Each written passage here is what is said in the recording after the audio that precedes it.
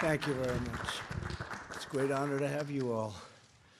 I know your stories. I got to read about your stories. In some cases, I knew your story without having to read about it from Staten Island. So thank you all very much. Great honor to have you. This afternoon, we're going to recognize several individuals who have responded to the invisible enemy with courage, determination, and grace. Terrific people. In recent weeks, our nation has endured extraordinary hardships and loss, and we mourn with one heart for every life that's been taken from us. In the midst of so much pain, the heroes we honor today are a true source of inspiration for us all. You really are a very great inspiration for us all, and the whole country is watching. With us today is Kyle West from Cincinnati, Ohio. Kyle is 23 years old, and he's proud to be a mailman in his hometown. I know Cincinnati very well. I actually worked in Cincinnati, and it was the Queen City. I had a great experience. Many of the people on this route are older Americans in a low-income area, and as Kyle says of his job, we're not just mailmen, we're mechanics, movers, and many other things. We're part of the neighborhood. That's true, isn't it, huh, for a mailman? Kyle talks to roughly 500 of his customers each day, bringing a cheerful smile and a listening ear to every parcel of mail. When the pandemic hit, Kyle delivered a note to hundreds of older Americans on his route. It said, if you are at risk and need help getting essential items, let me know. I will do what I can to help. That means you get it done, right? That's what he means. Sincerely, Mailman Kyle. Since then, Kyle has received more than 400 responses, and he's delivered vital groceries to dozens of senior citizens. Kyle, your love for your neighbors lifts us and the entire nation. Would you come up and say a few words, please? Thank you, Kyle. It's terrific. I'll move that down for you. Thank you. Thank you. All right. Thank you, Mr. President. I'm greatly honored to be here to represent my fellow postal employees as we continue to provide our essential services to America. Customers often tell us during difficult times that seeing us out every day gives them a sense of normalcy in their life. The gratitude we are receiving from our customers is greatly inspiring, and the thank you notes along our routes are helping us get through. We're delivering a lot of essential items at this time.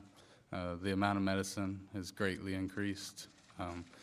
Customers depend on us for Social Security checks and other financial information, census material, mail-in ballots, and then essential items that they're ordering online. At the Postal Service, we're continuing to follow CDC guidelines to keep ourselves and our customers safe. Social distancing, wearing a face mask, lots of hand washing, and the cleaning of our vehicles and facilities. I'm very proud to work for the Postal Service and to deliver for our country. Thank you. Great job. Thank you very much, Kyle. Also with us are Libby Bish and Raphael Mello, and they're real estate agents in Northern Virginia, great business real estate. When one of their clients told them that his restaurant had been hit hard, Libby and Raphael decided they wanted to do something to help. They began raising money to buy food from restaurants to donate to local hospitals. Within a few weeks, they have raised over $6,000, made 18 deliveries, and fed over 500 healthcare workers. And Libby and Raphael, please, I'd like to thank you and acknowledge you by having you step forward and say a few words. Please, please, please. Thank you, Mr. President. Kind of covered it all for us already. So we are real estate agents in the DC area, and this mission really came about after receiving a phone call from some of our clients who work in the food and beverage industry here. They gave us some insight on what COVID-19, how the impact that it had on their business, and from there we just felt compelled to act. So we started a GoFundMe campaign to give them some additional business, took money, ordered catering directly from their restaurant, and we dropped it off with different staff working at various hospitals around the area, tirelessly, obviously. The campaign started picking up, so we started doing more donations, and we kept dropping off. We also increased our goal, but we kept dropping off at different hospitals around the area. So another really cool factor that we did to sprinkle in with this was we started compiling videos of some of our contributors and expressing their gratitude, and those videos were being sent along with the food drop-offs. Let me get you right. Some assistance with him. Yeah, so Mr. President already addressed most of this, but we named our campaign Frontline Fuel. We raised over $6,000, helped over 18 local businesses, and delivered meals to nurses and doctors in the area, over 500 nurses and doctors. We also partner with a local boutique company that produces hand sanitizer, Defy Aesthetic, to include in our drop-offs as an added bonus. Our mission is simple. We want to help local business while also encouraging and helping healthcare workers who are selflessly working around the clock to ensure the health of our people. Thank you, Mr. President, for this opportunity. It's an honor to be here today. Fantastic. Thank you both. Thanks very much. Great job. Tall guy, right? Next to. So how tall are you? 6'8". 6'8", that's a good height. That's, I have a son that looks like he's going to be right around that number. Barron, right? He's going to be up there. That's really good. Thank you very much, and thank you, Libby, very much. Today we also honor T.J. Kim, a high school sophomore from McLean, Virginia. T.J. hopes to serve as a pilot in the United States Navy. At just 16-year-old, 16, boy, that's a great age. T.J. is already taking flight classes to get his pilot's license. When he heard that hospitals needed more personal protective equipment, he launched his own mission, Operation SOS, which stands for Supplies Over the Skies. He worked with his school, church, and community to collect medical supplies. With the help of the flight instructor, who probably was a very good person. What do you think? Pretty good? Good flight instructor, too? Knows how to fly, right? Pretty good? You better take your lessons from somebody that knows how to fly. But who also joins us today, and TJ has flown and delivered more than 10,000 pieces of personal protective equipment. That's a lot of work. That's a lot of flying, too. That's great. And there can be no better preparation for flying the military planes, right? I think there can be nothing better. But you go into 4 rural hospitals in Virginia. So, TJ, come on up and say a few words, please. Great honor. Thank you.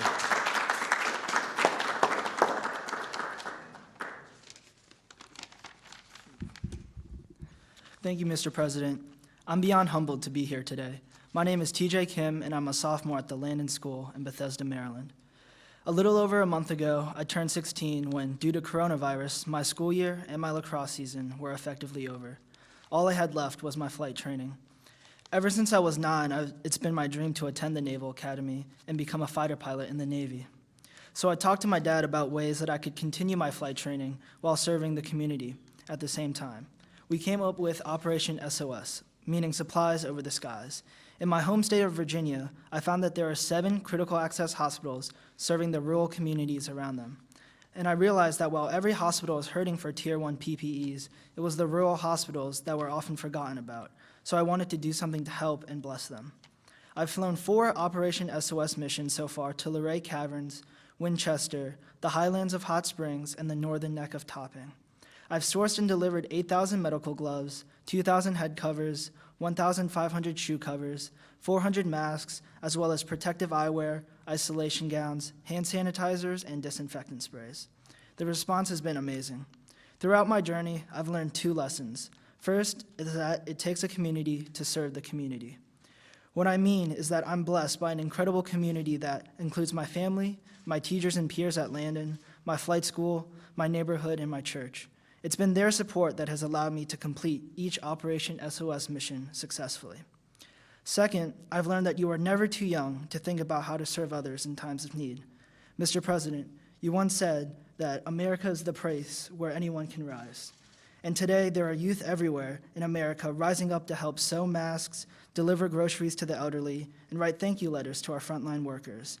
And when I think about them, I realize just how undeserving I am to be here. Mr. President, I'm so honored by this award, and I also don't know how to repay you. Let me make you this promise instead. As long as there's a need, and as long as I can find the PPEs and fly them to rural hospitals, I'm going to do it. I promise to continue to rise and be of service to my campus, my community, my Commonwealth, and my country. Thank you. That's great. Thank you. Always back there, in the back. Who's the instructor? Back now. Good, how about standing up? Was he a great student? Tom, did a good job? He did a good job, I'll bet. Thank you very much, that's great, thank you. Thank you, sir. Fantastic story.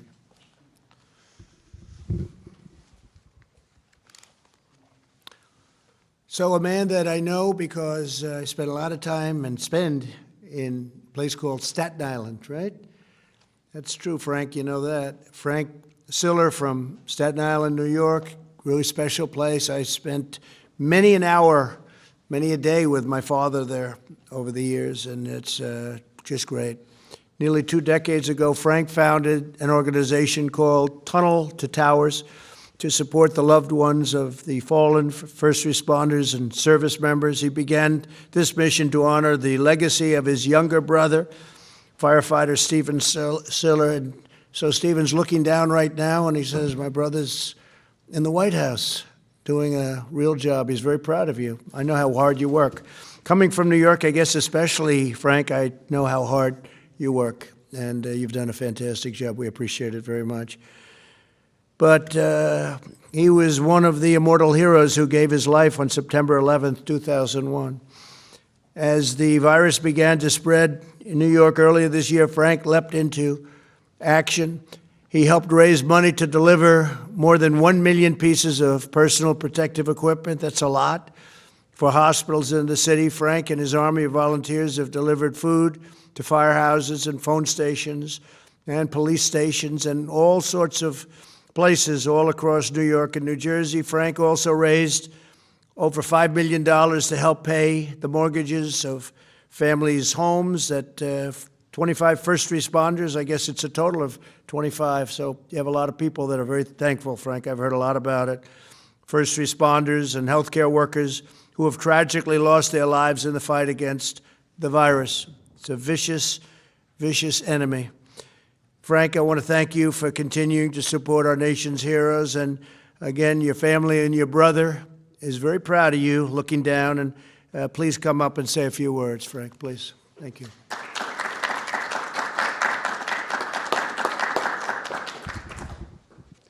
Thank you, Mr. President, for inviting me here today and to honor and let people know the work that Tunnel to Towers Foundation is doing.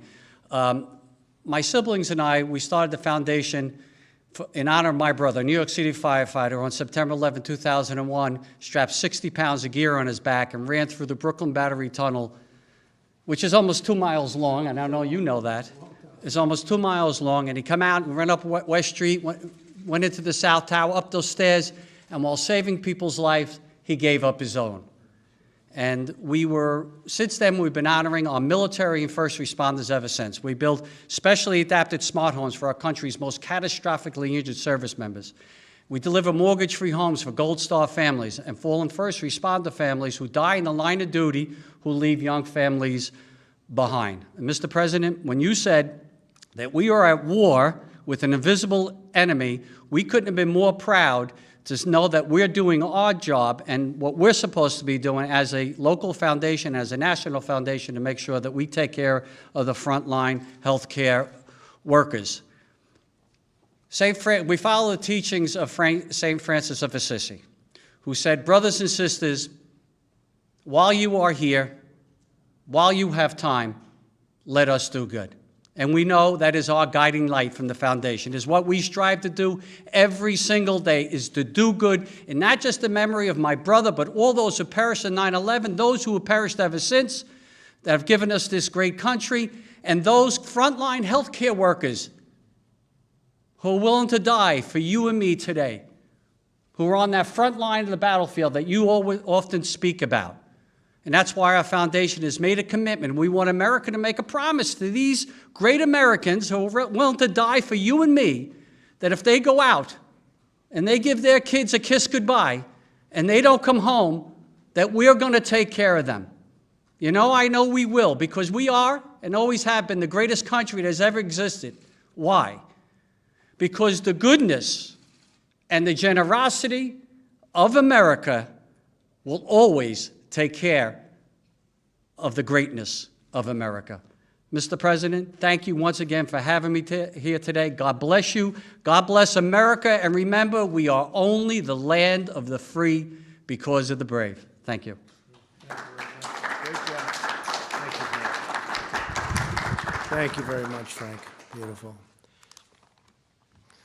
In this hour of need, the world has once again witnessed the unbeatable strength of the United States of America.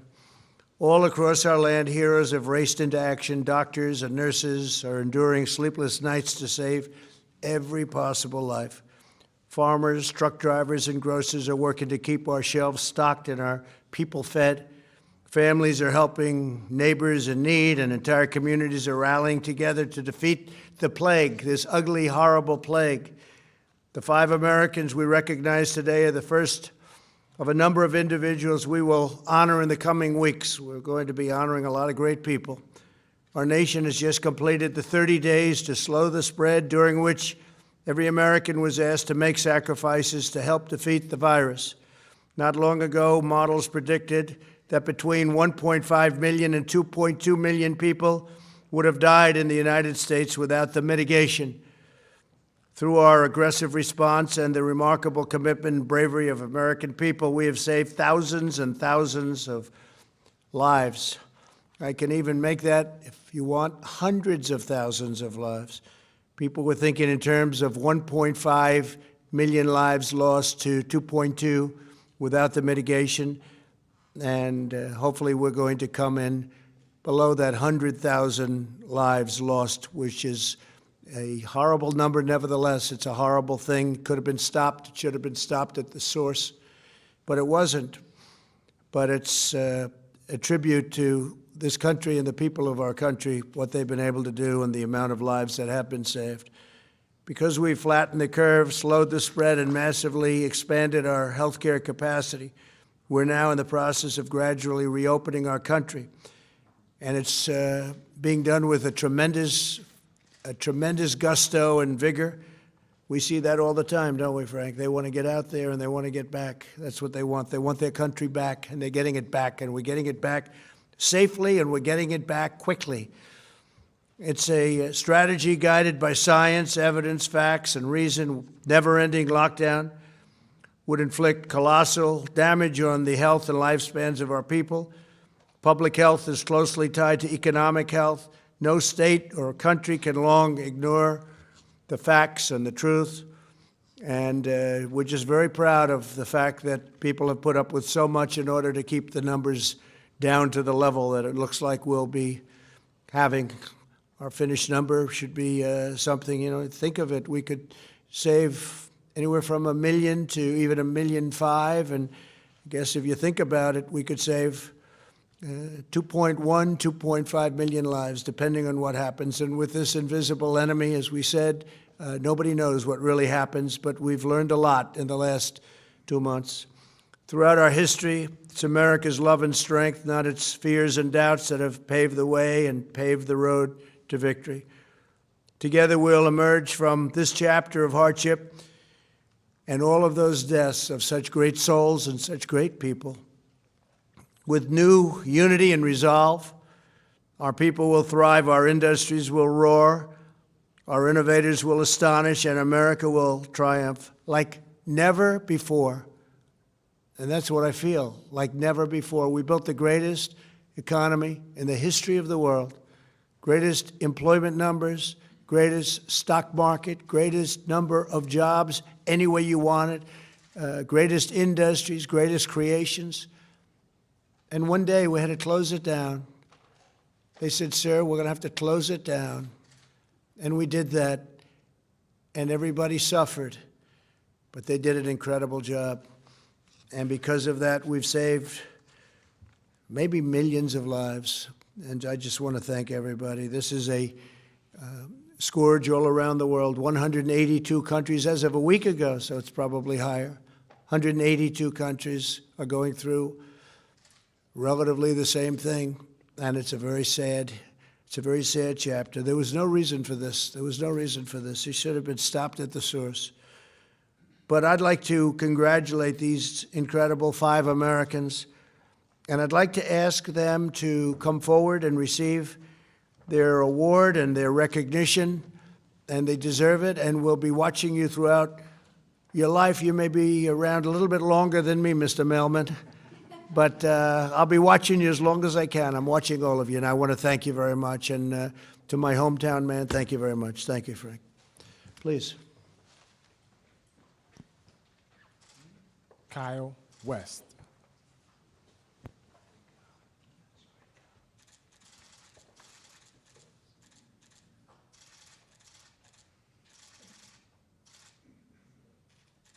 Want to get your instructor up here? Come on. Come on up here. Let's get a shot. You want to do it? Okay, good. Yeah, thank you very much. Yeah, you could come up. Why don't you come up together? Sure. Fellas, you could all come up here if you'd like. I think it would be maybe just as good. Please, come on. Libby Bish. Cameron? Yeah, sure.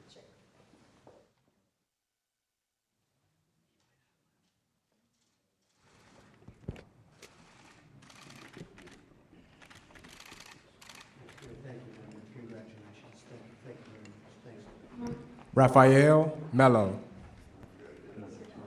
Yeah, I think so. Let's do one, and then we'll do one as a single, right?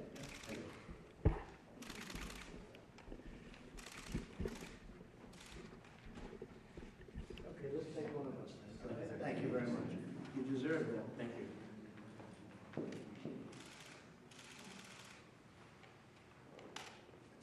Thank you very much. Congratulations.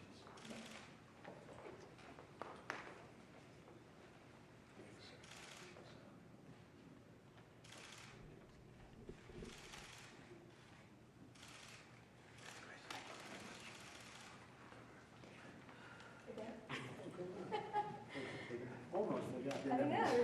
We won't let that happen.